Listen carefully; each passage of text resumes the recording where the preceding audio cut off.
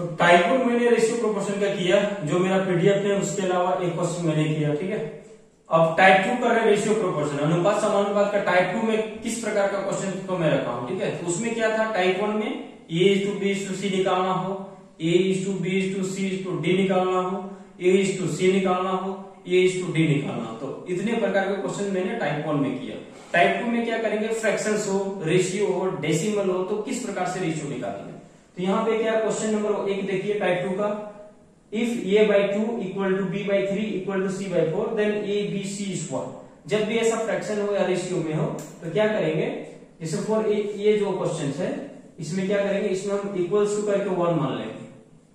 तो A का value कितना हो जाएगा 2, B का वैल्यू कितना हो जाएगा 3, C का वैल्यू कितना हो जाएगा 4। तो अनुपात कितना हो गया 2, 3, 4। को बोलेगा सर 1 क्यों मानेंगे, 1 तो है नहीं, तो आप क्या करो K मान लो। K मानेंगे तो 2K, 3K, 4K। तो K के सब में क्या अनुपात लेंगे तो क्या यहाँ भी K रहेगा, यहाँ भी K, यहाँ भी K। तो K क्या होगा, सब में कट जाएगा। मतलब आप जो भी मानोगे वो तो कटना ही अंत में ना, इसलिए उसको मानते हैं क्या, 1 मानते हैं। तो रेशियो में जब भी फ्रैक्शंस का रेशियो निकालना हो तो हम लोग इस तरह से करेंगे, ठीक है। क्वेश्चन नंबर ये 1 था ना। क्वेश्चन नंबर 2 मैं इसी में ऐड कर ले रहा हूं, ठीक है। मान लो यहां दे देते हैं A/12, B/3, C/4 इसके, then what is value of A:B:C। तो यहां पे सेम क्या होगा, A का वैल्यू 12K हो जाएगा, B का वैल्यू 3K हो जाएगा, C का वैल्यू 4K हो जाएगा। या K को मानो ही मत, 1 मानो। जब 1 मानते तो ये 4 रहता, ये 3 रहता, ये 12 रहता। तो आंसर क्या होता है 12:3:4, कट नहीं रहा, ठीक है। तो आंसर यही हो जाएगा। क्वेश्चन नंबर 2 बहुत ही मजेदार है, सेम पैटर्न का क्वेश्चन है। इसमें थोड़ा सा डिफिकल्टी लेवल दिया हुआ है, ऊपर में भी डिजिट दिया है। उसमें क्या था, सिर्फ A/2 था, ऊपर में A के साथ कोई मल्टीप्लीकेशन नहीं था। तो यहाँ भी क्या है, हम K मान सकते हैं या 1 मान सकते हैं। तो आप लोग के अनुसार से 1 ही मानना चाहिए, क्योंकि 1 का कैलकुलेशन आसान होगा। तो क्या होगा, A का वैल्यू क्या हो जाएगा, A:B:C will be how much. A का वैल्यू क्या होगा 2 से कट जाएगा तो 1। B का वैल्यू क्या होगा 3/5, C का वैल्यू क्या होगा 4/3। ये कैसे आया, जो फ्रेशर कैंडिडेट है 12th पास करके जो भी कंपटीशन तैयारी कर रहा है उसके लिए मैं बता रहा हूं। जैसे 3C/4 इक्वल टू 1 है, तो C कितना हो जाएगा 4 राइट साइड जाएगा और 3 नीचे आएगा, तो 4/3 होगा। तो वही C का वैल्यू नहीं है, ठीक है। तो आपको कोई भी डाउट हो तो डेफिनेटली आप पूछें।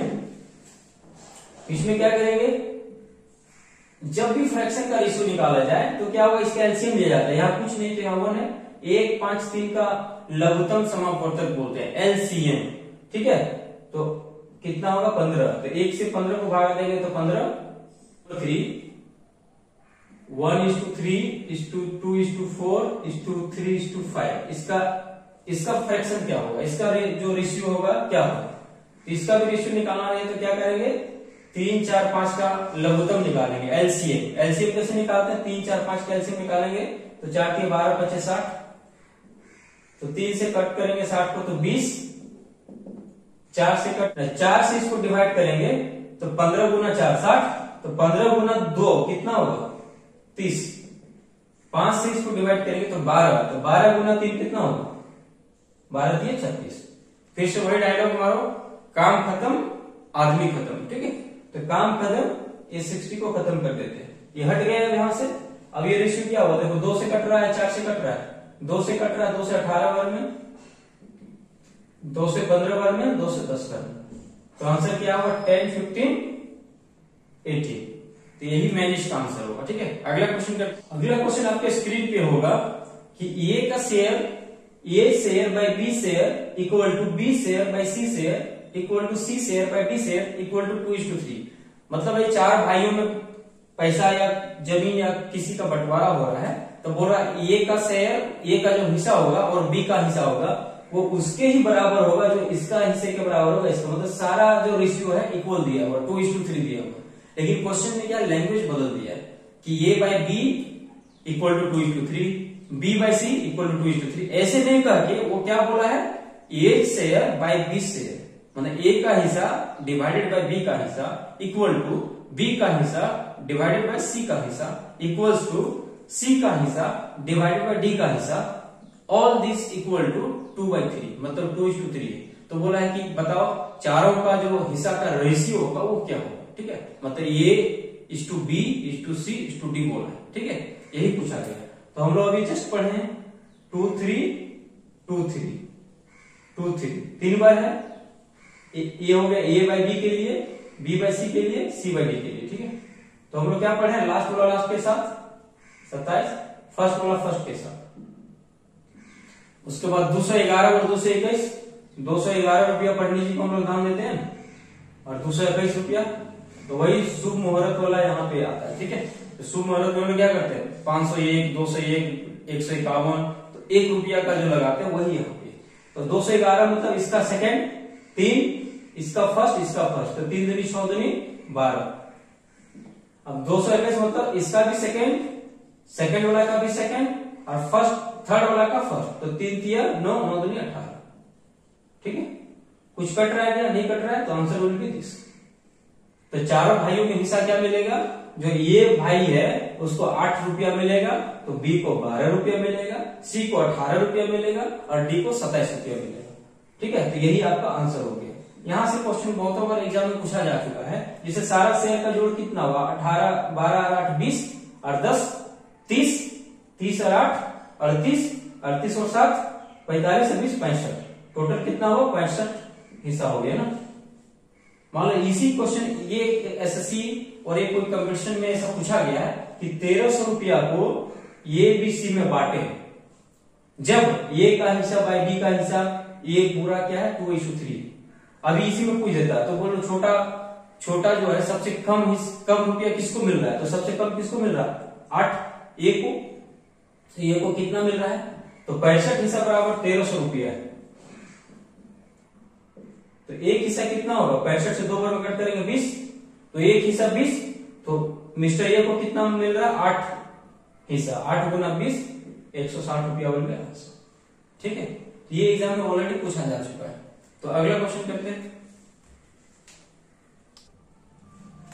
लास्ट क्वेश्चन है, if 2a/3 equal to 3/4 equal to 4c/5 then A:B:C is what. ये क्वेश्चन लास्ट है, ठीक है। आज का जो टाइप 2 है उसका लास्ट क्वेश्चन है।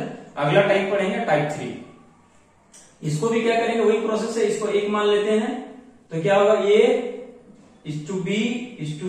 ए का वैल्यू कितना होगा 3/2, बी का वैल्यू कितना होगा 4/3, सी का वैल्यू कितना होगा 5/4।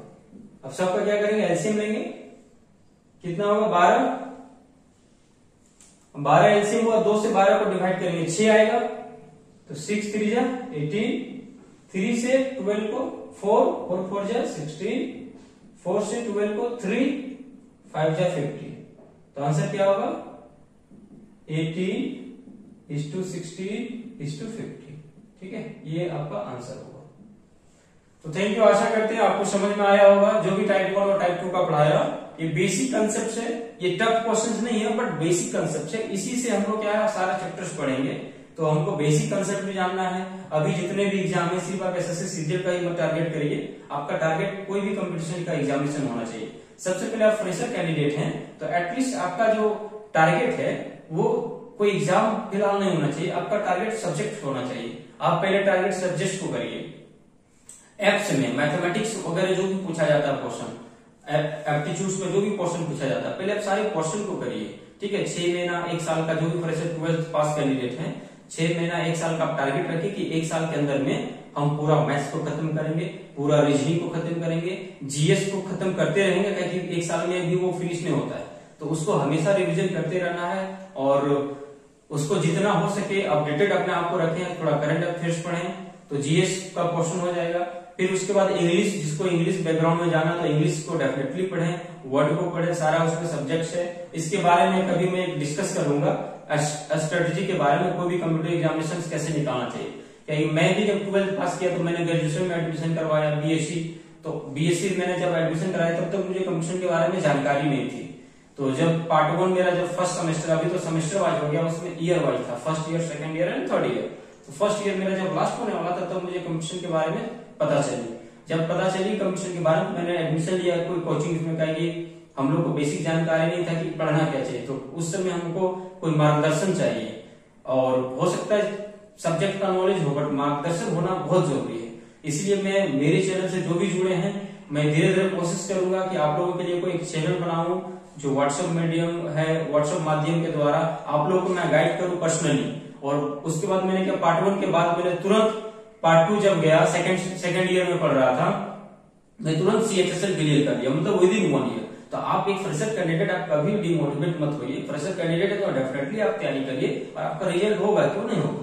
बट आप समय को देखिए, यदि आपने 1 साल लैप्स कर लिया फिर भी आपको कुछ प्रिपरेशन नहीं है, मतलब आप अच्छा से तैयारी नहीं कर रहे, तब उसको डेफिनेटली फोकस करिए, ठीक है। तो मैं थोड़ा सा ये सेशन को थोड़ा लंबा किया सिर्फ इसी कारण से, ठीक है। तो डेफिनेटली आप फोकस करिए, बाकी अगला जो राय है मैं अगली क्लास में दूंगा।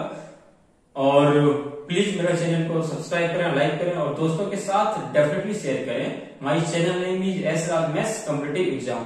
तो प्लीज लाइक करें, शेयर करें, सब्सक्राइब करें। और कोई भी डाउट हो तो मैं एक सोशल मीडिया का कोई भी एक माध्यम बनाऊंगा जहां पे आप कमेंट कर सकते हैं। और नाउ अभी के लिए आप यूट्यूब के कमेंट बॉक्स में आप कर सकते हैं, ठीक है।